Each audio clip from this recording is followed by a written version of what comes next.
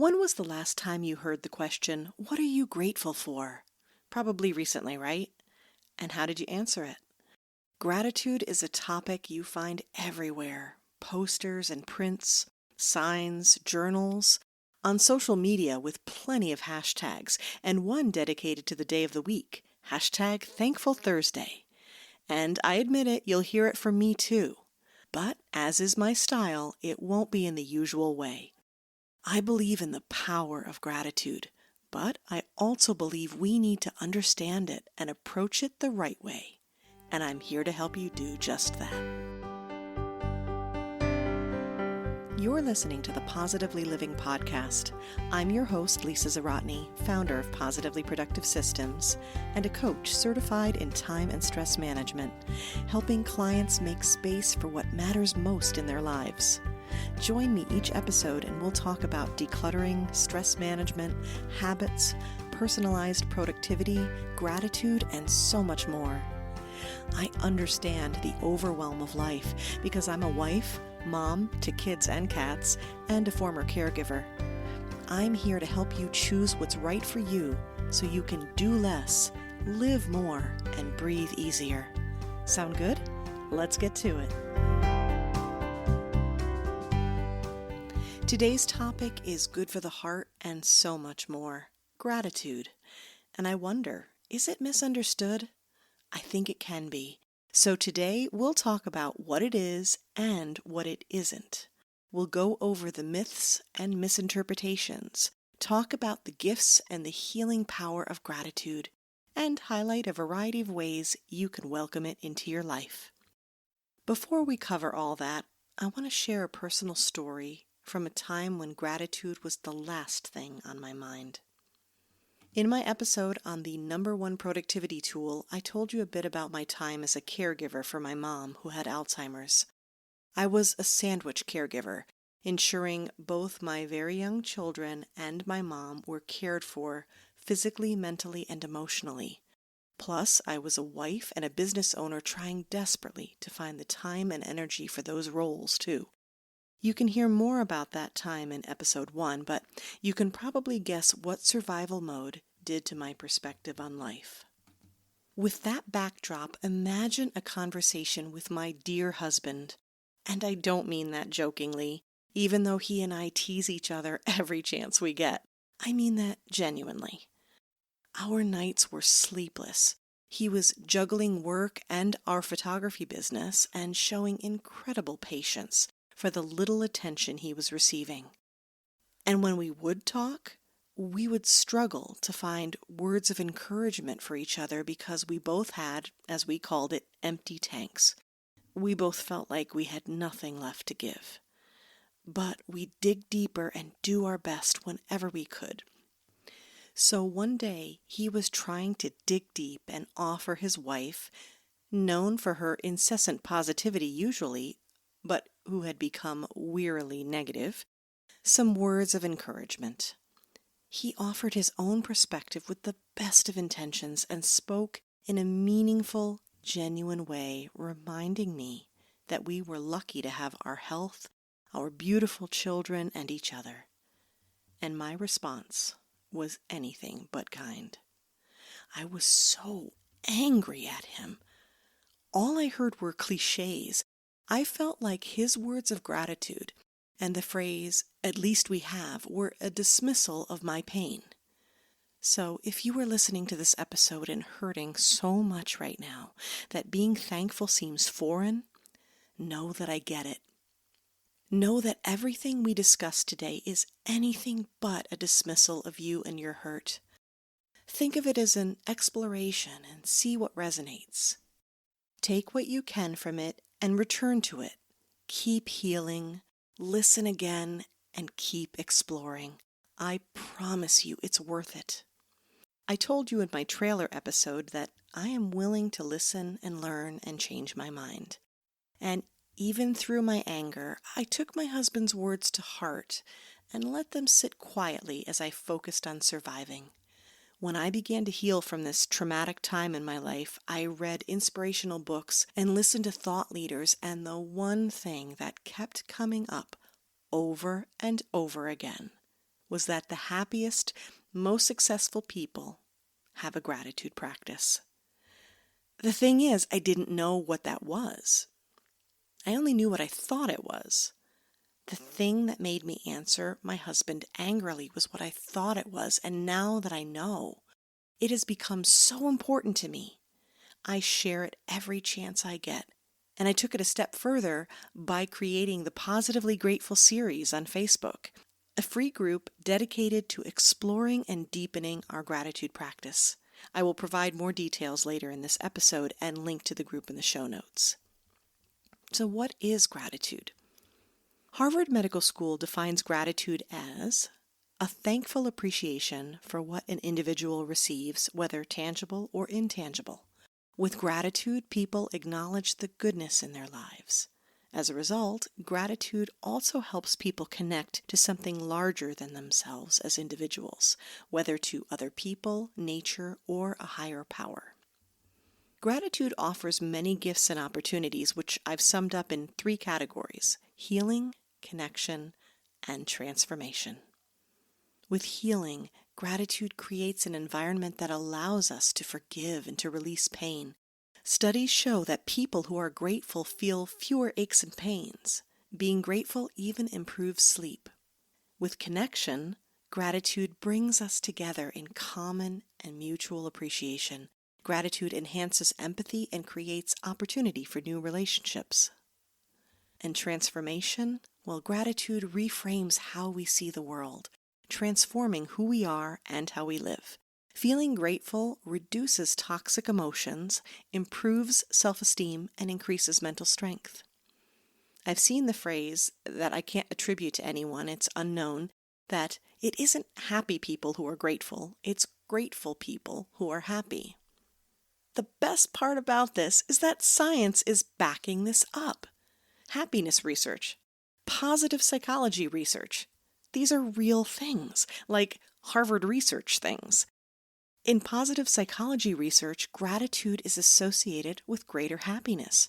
Specifically, gratitude elevates optimism and social connection, which is a strong indicator of future happiness. How about some real statistics I think you'll appreciate? With the practice and presence of gratitude, productivity rises 31%. A chance of promotion increases 40%. Reduction in body aches and pains drops 23%. And there's so much more. I recommend checking out the works of Robert Emmons and Shawn Achor. Robert Emmons, Emmons, and Shawn Achor, Achor. Emmons has been on the forefront of this research for many years with books like Thanks, How the New Science of Gratitude Can Make You Happier, and Gratitude Works, a 21-day program for creating emotional prosperity, and The Psychology of Gratitude. Shawn Achor left academia in 2010 to share the power of positive psychology with the world and has authored a number of books, including The Happiness Advantage and Before Happiness. I highly recommend the interview with Shawn on Dan Harris's podcast, 10% Happier. I will bring Dan up again in future episodes because I love his story of being a reformed overachiever who burns out and has a breakdown on air and then learns to slow down and meditate in a way that works for him. Don't worry if you miss the spelling of their names or the titles of the books. I will provide a link to all the references, including that podcast episode, in the show notes. So now that we know why gratitude matters and what it can offer, let's dig more into what it is and how we can practice it. And I think one of the best ways we can do that is by going over gratitude myths. When I began researching gratitude for the Positively Grateful series, I developed a list of 5 myths I believe perpetuates our misunderstanding of it. I believe the challenge with practicing gratitude comes from that misunderstanding. Myth number 1, that it's a feeling. It's often assumed that gratitude is a feeling. Well, what if life is a struggle? What if you're not feeling good? Thankfully, gratitude is not about that. It's an intention, a choice, an awareness. One of the most beautiful things I read while researching gratitude is that you can be devastated and still be grateful. There is good in everything, though it can be hard to see sometimes. And the reality, if you are struggling, gratitude can help you heal and recover faster. When you hurt is when you need it the most.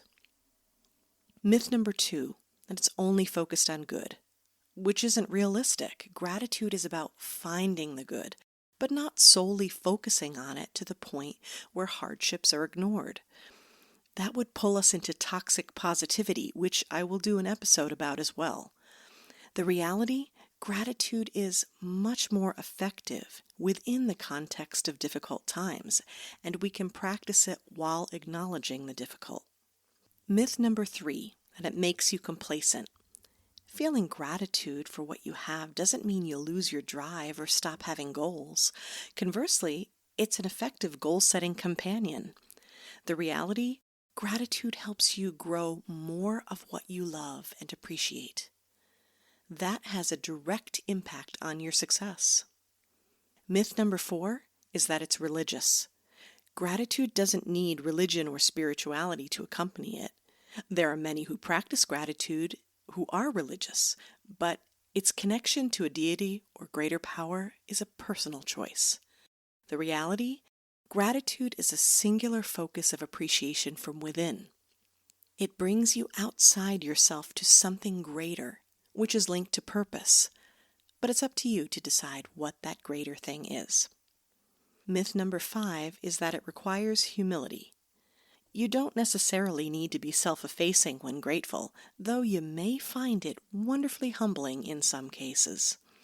The reality, gratitude may lovingly remind you of the gifts you receive in your life and the help you've been given, but that doesn't detract from your accomplishments.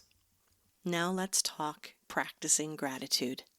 You know the answer to the question, how do you get to Carnegie Hall? Practice, practice, practice. It's the same with gratitude. Gratitude is a practice that takes effort and focus, like building a muscle.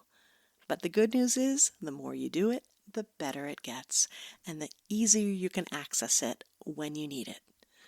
There are as many ways to practice gratitude as there are reasons to be grateful. For some, the concept can be overwhelming, especially when life is challenging. But with a little guidance, it can be one of the easiest things to include in your life, and it offers one of the greatest return on investments. It's a cumulative process that builds so beautifully on itself. As Zig Ziglar put it, the more you express gratitude for what you have, the more likely you'll have even more to express gratitude for. Some of my favorite ways to prompt the practice of gratitude include taking a walk and observing the world, or sitting in silence and using the body scan technique, observing during meditation or a quiet state. I also love to free associate experiences and stories and to have conversations with others to inspire my gratitude, which is something we do in the Positively Grateful series community. The medium can vary. Thinking, writing, and speaking all work. It depends on what works best for you. The fact is, you don't need Pinterest to make this happen. You don't need a special journal. The practice can be as simple as you need it to be, as long as it's consistent. As with any habit, it's the consistency of the practice that makes it stay with you. And consistency comes from simplicity. You can think quiet thoughts to yourself, or you can share ideas with a friend or loved one. Many enjoy gratitude journaling and adding gratitude notes within a daily journal. I actually add my gratitude notes into my daily planner. Gratitude jars are another favorite. It's a satisfying practice to not only write down moments of gratitude on slips of paper, but to keep them and read them later. You get to relive those moments, which increases your experience all the more because you get double the gratitude. You can also use a vision board to include your gratitude, which helps you visualize it every time you look at it and will undoubtedly inspire more ideas. If you'd like to continue this gratitude conversation, I invite you to join the Positively Grateful series community. This free group is open year-round because I believe gratitude is a year-round need. But I offer coaching and prompts every quarter. In addition to being part of a like-minded group, what one member just called an extremely kind space on Facebook. You'll be inspired to practice gratitude with my guidance. Every quarter during the Coaching and Prompts segment, I focus on 4 categories relating to gratitude: awareness, approach, action, and adversity. You'll also receive a special workbook with much of the information from today and wonderful prompts to spark your practice, as well as a place in the workbook to begin journaling or trying a gratitude jar. I'll provide a link to sign up in the show notes. You can search for the Positively Grateful series on Facebook as well, or go to my website, positivelyproductive.com, and select Resources Library. There's a link at the bottom of the page to sign up as well. Thank you for being here, for listening and opening your heart to gratitude, and for allowing me to share this beautiful journey of healing with you. I am grateful for you.